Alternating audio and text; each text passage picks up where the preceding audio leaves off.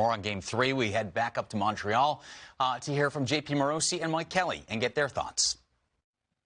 Thanks. Joined now by Mike Kelly. Mike, the series now stands 2-1 Montreal. Luke Richardson, 1-0 as an NHL head coach. What a night here at the Bell Center. Your thoughts on Josh Anderson and the game winner? Wow, Josh Anderson really dialed it up late in this game. And, you know, that game-winning goal, there were 3 key plays on that game-winning goal that really stood out. And it started with a really nice play by Jeff Petrie at his defensive blue line on a flip-out where he knocks the puck back into the neutral zone, has a nice gap there. Vegas is a little bit lackadaisical on the line change, and a couple of guys get caught. And then, what hand-eye coordination by Josh Anderson to knock the puck down, stay on side, and then go in and get the tap-in goal for the overtime winner.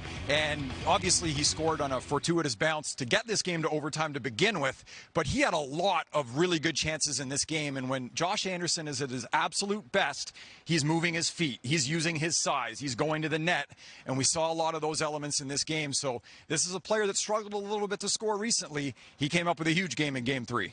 And as the 3,500 Canadiens fans here know well, they don't win this game without Carey Price. 2 extraordinary saves against Alex Tuch among many. Absolutely. And the first period, it was all Vegas. It was obviously their best first period of this series by far.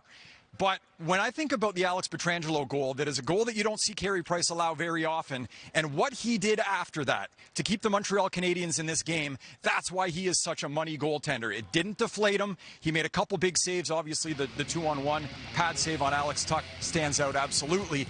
That kept it a 1-goal game. That allowed there to be a fortuitous bounce where they can get the game to overtime. And then in overtime, no question Montreal was the better team. They came out with a lot of energy, but it does not happen without Carey Price and his brilliance in this game. On the opposite side, the Vegas power play now 1 for their last 18. Riley Smith said pointedly after the game, it's costing us the series. Mike, what are you seeing?